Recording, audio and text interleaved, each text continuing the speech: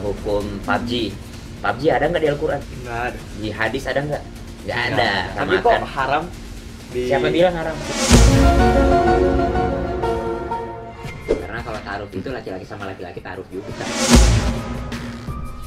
Nah itu dia bagusnya ta'aruf dibanding pacaran. Kalau pacaran itu baper loh. Saya pertanyaan nih, Pak Ustadz pernah pacaran nggak? Nih Pak Ustadz pengen nanya lagi nih, Ya betul. emang pacaran nggak boleh di agama Islam? Menurut lu pacaran apa dulu?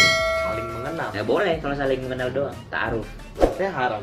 Jadi bukan pacaran yang haram, tapi karena pergeseran makna pacaran itulah sehingga menjadi haram. Perlakuan dalam pacaran itulah sehingga menjadi haram. Pacaran itu adalah istilah orang Melayu dulu. Orang Melayu dulu itu kalau misalnya dia mau meminang seorang perempuan, dia datang ke seorang bapaknya, kemudian dia datang kepada bapaknya, Om saya mau sama anak Om.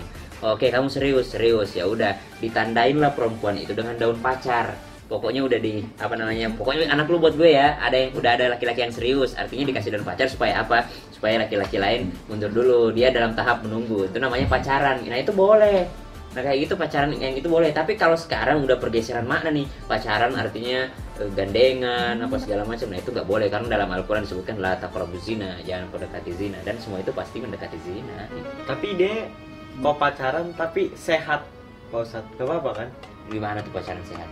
Ya nggak zina, sehat. Kan Al-Quran kan bukan bilangnya jangan berzina, bilangnya jangan mendekati zina. Dan banyak jalan mendekati zina gitu. Lu teleponan malam-malam gitu, pasti orang teleponan tuh pasti ujung-ujungnya mau ketemuan. Terus kok ta'aruf artinya apa? Taruh tuh saling kenal mengenal. Saling kenal mengenal tuh lo nggak bakal bisa kenal sama orang kalau misalnya lo nggak tahu tabiat dia. Jadi kalau misalnya Nino punya pacar nih, ya, Nino punya pacaran misalnya kan, oh tapi pacaran haram. Oh berarti saya taruh aja. Taruh tuh gini tahapnya, saling kenal mengenal, saling tahu biodata udah kan, biodatanya apa segala macam. Setelah itu ketemunya nggak boleh berdua. Ketemunya harus ada harus ada satu orang yang udah nikah, tapi harus yang udah nikah. Jadi kalau apa bahayanya kalau belum nikah? Kalau belum nikah bisa jadi dia maunya sama temen lu. Ya kan kalau orang ketiga adalah syaitan. Bu, apa bilang orang ketiga adalah setan? Yang ketiga adalah setan maksudnya. Jadi nggak boleh berdua-duaan. Tapi gini Pak Ustadz, Mm-mm. kalau kita lagi ta'aruf, Iya. saling mengenal, Heeh. atau dia diambil orang gimana Pak Ustadz? Nah itu dia bagusnya ta'aruf dibanding pacaran. Kalau pacaran itu baper loh, baper duluan. Kalau ta'aruf itu nggak boleh baper sebelum akad dia, jadi nggak baper. Kalau misalnya nih, gue ta'aruf sama Cinta misalnya kan, gue ta'aruf sama Cinta, gue tahu nih Cinta orangnya gini, Cinta tahu gue orangnya gini, terus ya udah ketemuan kita, tapi nggak boleh ketemuan berdua, harus ada satu orang yang mediasinya, mediatornya kan. Habis itu setelah itu ketemu lagi, nyambung nggak nih ngobrolnya nih. Setelah itu barulah kalau gue seret, Cinta seret, barulah bisa. Tapi kalau misalnya gue seret, tahu-tahu Cinta sama orang lain nih misalnya kan, gue nggak boleh baper karena emang belum ada ikatan apa-apa. Gitu. Jadi sebenarnya bagus banget taruh itu. Saya pertanyaan nih, Pak Ustadz pernah pacaran nggak? Pernah lah, kan gue lahir nggak langsung jadi ustad. Pernah pacaran lah gue. Itu Berapa waktu- kali Pak Ustadz? Waktu gue SMA ya, SMA deh. Saya mau. SMA, pas SMA pacaran. Berapa kali? Berapa kali? Satu doang pacar gue dulu. Sekarang punya pacar gak? Ya kali gue punya pacar, no. Gue nggak bakal berani bilang pacaran haram kalau gue punya pacar, kan gak enak. Jadi sebenarnya ini bikin kita secure juga. Secure-nya itu maksudnya masa gue ngajarin orang tapi gue begitu. Terus kapan nikahnya Pak Ngabalin? Makanya itu gue harus taruh dulu. Gue harus cari orang buat taruh dulu. Berarti pacaran sama ta'aruf tuh sama aja kan? Kalau pacarannya gayanya kayak ta'aruf lah gitu. Ta'aruf sama pacaran kalau dari segi bahasa nggak boleh disamakan, karena kalau ta'aruf itu laki-laki sama laki-laki ta'aruf juga namanya. Ta'aruf kan kenalan gitu kan. Ta'aruf itu sebenarnya saling kenal mengenal. Kan ayat tentang ta'aruf itu ketika Allah bilang kalian diciptakan berbeda-beda, bersuku-suku, berbangsa-bangsa supaya kalian bisa ta'aruf. Kenapa kita harus ta'aruf? Karena kita beda. Kalau gue nggak ta'aruf sama lo, gue bakal underestimate. Karena gue merasa gue yang terbaik gitu. Orang yang nggak ta'aruf itu selalu merasa dia terbaik, ngelihat bangsa orang. Makanya ada rasisme terjadi di Amerika karena mereka nggak ta'aruf gitu. karena merasa orang kulit putih lebih baik daripada orang kulit hitam gitu. Jadi merasa beda nation, beda suku, beda bangsa, beda bahasa, beda adat, jadi merasa adatnya paling baik gitu. Makanya pentingnya taruh. Nah kalau pacaran memang sudah bergeser maknanya, jadi memang benar-benar kalau dikatakan pacaran haram, pacaran haram. Kan kalau pacaran itu bekerja dengan saling mengenal kan. Dan kalau nggak saling mengenal, nanti nikah, nanti cerai. Ada orang pacaran 9 tahun pas nikah 3 bulan doang. Baik begitu, jadi pacaran tuh nggak menjamin. Jadi taruh juga nggak menjamin sebenarnya. Cuman kita sama Nabi nggak boleh juga gini loh. Misalnya Nino punya pacar terus nikah sama orang lain, dan itu nggak bagus sih, karena menyakiti hati orang, udah bikin baper orang. Ya kan? Jadi emang pacaran nggak boleh. Terus kalau misalnya ada orang yang bilang begini, ya udah deh gue pacaran tapi nggak ngapa-ngapain, ya udah nggak apa-apa. Pacarannya buat apa? Pacarannya ya udah gue suka sama lu suka sama gue, ya udah selesaiin sekolah lu, kalau gue udah siap gue datang ke rumah lu. Ya udah gitu. Kalau pacarannya sekedar seperti itu ya udah nggak apa-apa. Ya udah pacaran gitu, kita ganti namanya aja taruh. Lu pernah dengar istilah ini nggak? Apalah arti sebuah nama gitu kan? Apalah arti sebuah nama, apalah arti sebuah istilah kan? Kalau misalnya ya udahlah, mau disebut pacaran kayak mau disebut ta'aruf kayak, yang jelas kita itu mau menikah itu memilih, kata Nabi. Pilihlah karena cantiknya, hartanya, keturunannya, dan pilih karena agamanya. Nah kalau lu udah pacaran, kalau udah cinta duluan sebelum nikah, matre dong hartanya. bukan kan tidak realistis lah. Nah ada 4 kan, harta, cantik, keturunan, agama. Tapi kata Nabi, fadfar bidatid din, pilihlah karena agamanya. Cantik, harta, berketurunan, tapi nggak punya agama, oh itu Keturunan tuh kayak apa? Keturunan tuh dia darah biru nggak? Boleh juga deh, hasabiha itu bisa berarti juga pendidikannya, riwayat pendidikannya. Orang pintar nggak gitu. Karena keturunan itu dilihat kan, kepintaran itu genetik, bisa kecerdasan itu bisa jadi genetik gitu. Orang pintar kan dukun dong. Iya, beda kan pintar sama pintar. Kalau pintar itu kuliah, kalau pintar itu dia ke gunung bertapa. Beda kan pendidikan orang pintar sama orang pintar gitu kan. Nih ya, kan aku masih 14 tahun ya. Tapi semua orang juga banyak yang nanya, semua orang. Emang boleh punya istri 4? Boleh. Boleh lah. Kok boleh? Poligami kan? Boleh lah. Gimana? Boleh. Yang dibolehkan sampai 4, batas maksimalnya 4, tapi bukan batas minimal. Batas maksimal 4. Fankihu ma taba lakum minan nisa'i matna, nikahilah daripada perempuan itu 2, wa thulatha 3, wa ruba' atau 4 ya. Fa illam ta'dilu fa wahidah, tapi kalau kau khawatir tidak adil maka 1 aja gitu. Jadi sebenarnya solusi dari ayat ini bukan 4, tapi solusinya adalah 1 gitu.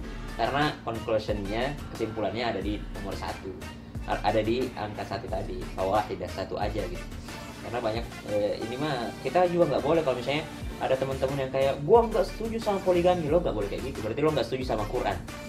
Kalau misalnya lo nggak setuju sama poligami, lo bilangin gini, gue setuju sama poligami dan Al-Quran mengatakan poligami itu boleh, beristri 4 itu boleh, tapi gue nggak mau dipoligami, gitu aja. Pak Ustadz mau gak poligami? Gak mau gila. Tapi sebenarnya gini loh, orang harus memahami konteks ayat ini. Ayat ini turun berkenaan dengan orang Arab yang istrinya sampai 10, 20, 30, 40 gitu. Jadi ayat ini dibilangnya lu boleh lebih dari 1, tapi batasnya adalah 4 gitu. Itu pun kalau lu bisa adil banget. Kalau lu nggak bisa adil ya fa'ilam tadi lu. Banyak orang yang mengatasnamakan, merusak nama agama Islam. Dia katakan, wah nabinya poligami, Nabi Muhammad istrinya berapa? Tahu nggak, Nabi Muhammad itu nggak poligami. Nabi Muhammad itu nanti meninggal Khadijah baru nikah. Khadijah meninggal dulu, jadi Nabi Muhammad sama Siti Khadijah itu setia banget. Bahkan udah nikah lagi masih sering sebut nama-nama ibunda Khadijah. Gitu. Jadi sebenarnya Islam itu tidak menurunkan derajat perempuan, justru Islam itu meninggikan derajat perempuan. Poligami harus izin istri kan? Secara agama, kalau secara hukum Indonesia harus tertulis, tapi secara agama nggak harus. Jadi misalnya si suaminya nikah diam-diam itu boleh saja, karena maksudnya sah secara agama, nggak nikahnya kedua kalinya itu sah, tapi akan merusak semua tatanan. Karena dalam Al-Quran disebutkan wa'ashiruhunna bil ma'ruf, perlakukanlah keluargamu dengan ma'ruf. Kalau orang cheating ya kan, keluar atau bermain serong tanpa ketahuan sama istrinya, nikah kedua kalinya itu adalah halal sah, tapi itu adalah tidak ma'ruf lagi kepada istri pertamanya, dan itu dilarang dalam Islam. kita harus ma'ruf kepada. Berarti kok kayak Hmm. suaminya selingkuh, ketahuan istri, enggak itu poligami. Gimana tuh? Ya udah, berarti kalau dia udah beneran udah nikah sama si istri kedua itu, ya udah. Berarti nikahnya sah ya. Berarti dia nggak berzina, maksudnya. Dia nggak berzina dengan istri kedua tadi karena dia nikah gitu. Dia nggak berzina, dia sah nikahnya secara agama, tapi nggak sah secara negara karena nggak ada izin tertulis dari istri pertama. Deh, saya mau tanya Pak Ustaz. Iya, dari tadi kan udah bertanya. Bohong dosa. Dosa. Gimana? Jauhilah dosa, jauhilah bohong karena bohong itu adalah keburukan dan keburukan itu mengantarmu ke dalam neraka gitu. Katanya ada bohong yang boleh diizinkan. Katanya ada 3 macam kebohongan yang boleh diizinkan. Bohong siasat perang, strategi, ya kan, taktik kan, siasat perang. Bohong yang kedua adalah bohong untuk yang namanya menyelamatkan nyawa orang lain, tapi bukan bohong beneran loh ya. Itu bohong contohnya. Misalnya tuh, gimana?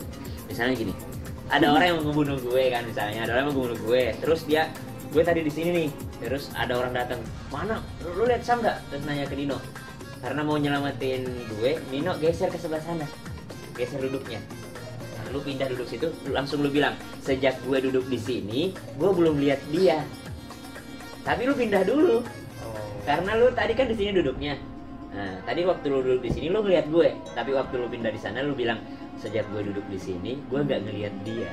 Nah, itu dia. Itu namanya bohong putih lah kalau istilah kita. Yang ketiga bohong yang boleh adalah bohong yang namanya yang tadi sama dengan mendamaikan orang lain. Mendamaikan orang lain itu kayak katanya dia minta maaf, padahal dia belum minta maaf tau. Misalnya kamu marah sama Cinta, ya kan, Nino marahan sama Cinta, terus aku yang ke Cinta, Nino minta maaf, terus aku ke Nino lagi, Nino, si Cinta minta maaf katanya, gitu. Padahal enggak, tapi untuk mendamaikan orang gitu kan. Nah itu diperbolehkan gitu. Atau saling mengirim hadiah, nih ada hadiah nih dari Cinta nih, padahal enggak sebenarnya. Nah yang ketiga adalah ketika suami istri gitu. Ya, kayak misalnya mama masakin buat papa gitu, tapi suami istri loh ya. Ternyata keasinan nih. Terus kata papa bilang, wah enak banget masakannya. Nah itu boleh tuh. Oh kamu cantik banget hari ini. Itu suami istri. Kalau jelek, padahal dia jadi tetap menyenangkan hati istri boleh lah. Tapi ya hukum utama bohong nggak boleh loh ya, dosa. Ya bohong itu adalah dosa. Kalau kayak suami nih, suaminya selingkuh, Lu kemana-mana pikirannya masih kan kecil. umur berapa sih? 4 bulan. 14 mas udah mikirin suami selingkuh. Kan suami selingkuh, Mm-mm. asli istrinya tanya kan marah-marah, kamu ngapain kemana? Kemana tadi apa? Kemana malam ini? Sama cewek lain ya? Lalu suaminya jawab apa Pak Ustaz? Nggak boleh lah, dia harus mengklarifikasi lah apa yang dia lakukan. Berarti bohongnya makin banyak, makanya itu bohong kenapa dilarang, karena bakal ada kebohongan selanjutnya. Tapi kan kalau jujur istrinya jadi nggak seneng. Kan bohongnya udah dari awal, selingkuh itu udah bohong dari awal, jadi dia udah dosa dari awal. Kan kalau dia bohong, Ya, hati istrinya jadi tenang, jadi senang. bayangin sekarang efeknya nih. Ya udah deh, bohong terus deh selama dia selingkuh, bohong terus deh kan, supaya hati istrinya senang. Bayangin kalau suatu saat kebongkar bohongnya, masih seneng nggak? Ya jangan kebongkar. Yang jelas dari awalnya aja gitu kan, karena dia udah bohong dari awal, sebaiknya yang seperti ini harus segera diklarifikasi. Emang nggak ada jalan lagi nggak ada jalan lagi, siapa suruh selingkuh gitu kan. Jadi selingkuh tuh emang nggak boleh Ya, contohnya nih kayak Pak Ustadz nggak pernah selingkuh. Gue nggak pernah satu aja nggak ada. Kawin juga gue ada aja. Yaudah guys, sekian buat konten aku sama gua dan Ustadz Cecep guys. Cecep, bukan. It's a prank. Tonton nih anak nih, kontennya isinya prank semua. Ustadz Syam guys. Ya udah, jangan Ingat lupa. ya, kalau ngeprank jangan ada kebohongan dalamnya. Iya. Jangan nyakiti orang, jangan nyakiti fisik. Gak pernah. Insyaallah. Jangan lupa guys, subscribe to my channel dan subscribe to Ustadz Syam channel juga. Apa namanya, Syamsuddin Nur. Jangan lupa guys, like this video, comment and share, and see you guys in the next video. Wassalamualaikum. Warahmatullahi wabarakatuh.